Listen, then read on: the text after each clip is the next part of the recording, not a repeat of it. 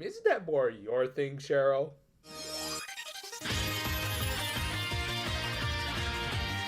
We opened this one with a cold opener as if this were that other show we regularly review on this channel.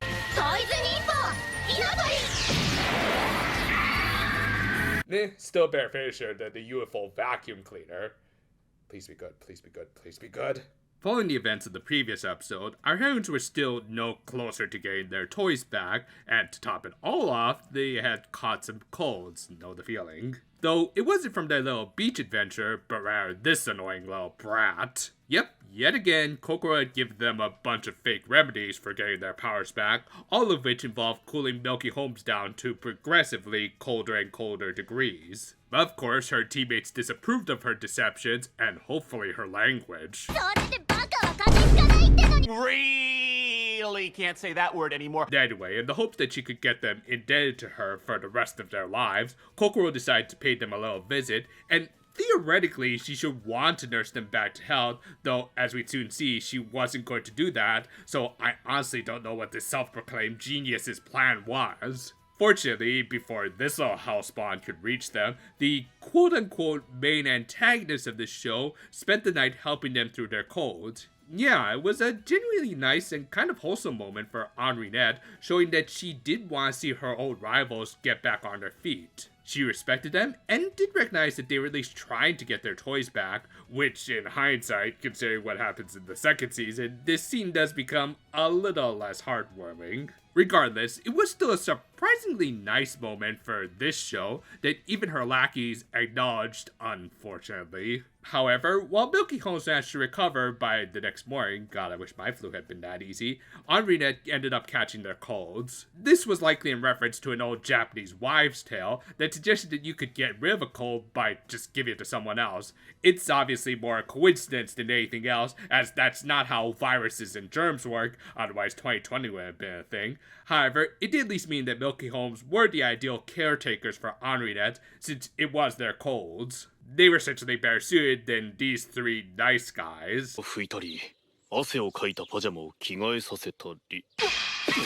Y'all wanna borrow some of my old fedoras?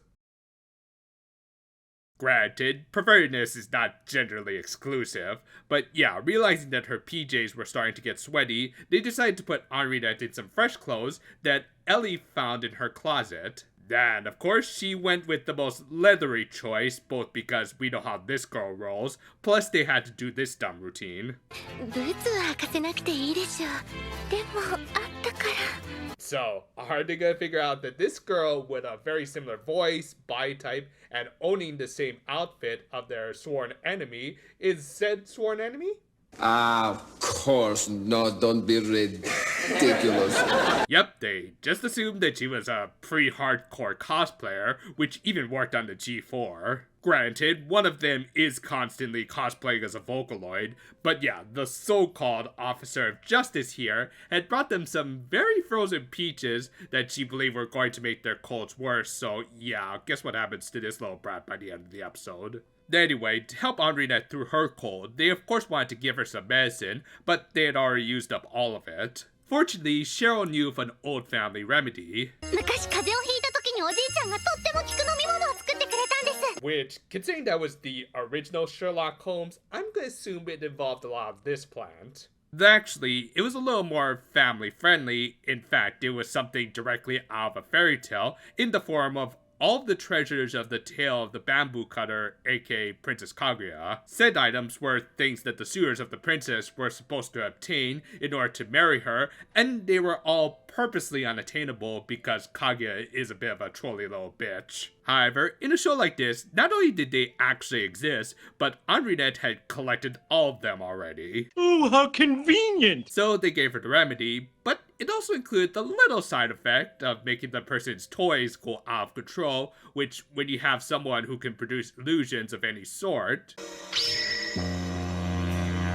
Hello, Ed boys! Many doors yet? Nah, that actually would have been pretty cool, but instead, after Henriette asked for some peaches, which they did have, they were suddenly taken away by a river out of nowhere, and, well... We already did it for the Hero Sky review, so we're not going to do it here. So yeah, they did Momotaro on top of Princess Kaguya with a little bit of Yakuza thrown in for no real reason. Alright, to be fair, you don't really need any reason to make a Yakuza reference. Anyway, things played out just a little different from the original, with the G4 playing as the elderly quartet, and the final stage of the story taking place not on the island of the Oni, but rather Arsene Island, which, yeah, guess which part of the Phantom Thief it was based off of. Cheryl went to the island of Plentiful Mounds to get some peaches from them. Okay, that came out a little dirtier than I expected. As said earlier, the Oni were replaced with the Phantom Thief Empire, and I guess we were also in Bizarro World as Cheryl had access to her toys while they didn't. My personal interpretation of this is that since this is basically Henriette's dream world, it's reflecting her desire to see Milky Holmes get back their toys, and her indifference to her own guys, which again, can you blame her?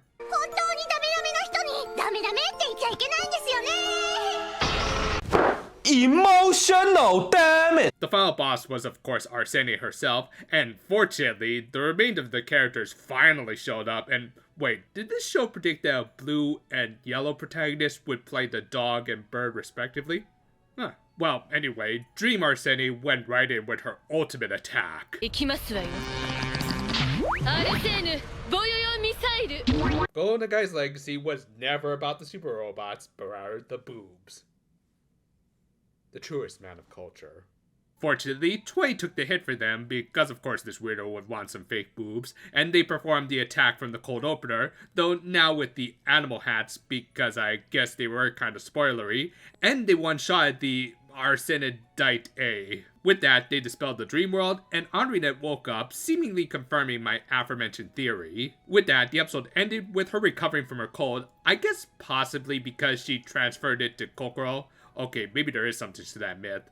Oh, and also, ha! This was a pretty mid-episode, mostly just saved by the real main character of the show, Henriette. As I've said, between this and the second season, she does go through a legit great arc of trying to help her former rivals in Milky Holmes get back on their feet. In the process, we do get some pretty fun adventures like this, though it could have been a little more. And we would get much better stuff later, but for now, we just got another telling of the Peach Boy.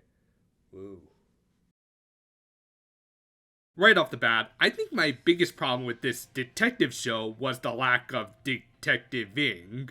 Yeah, just because this was an over-the-top comedy, it still doesn't feel right when it doesn't focus on its major theme and identity, and just defaults to telling an old folktale or two for the umpteenth time. This is likely because of the inexperience of this episode's writer, Seiriri Mizuuchi, whose credits are a grand total of 2. As a result, I guess they figured they should just stick with a familiar tale as an easy way out. I doubt this was the first, and definitely wouldn't be the last time a magical girl anime would tackle Momotaro, but regardless, they also just didn't do much interesting with the story other than throwing in some Oppai Misao, which does earn it some points. In fact, in general, Arsene/Henriette was the best part of this episode. Just seeing her take care of Milky Holmes was legit heartwarming, and some of the subtle hints in her dream about wanting Milky Holmes to get back their toys was kind of clever. That said, considering all of the possibilities of a superpower involving illusions, they could have done a lot more. And we would actually get something much better later, but for now, this was just kind of meh.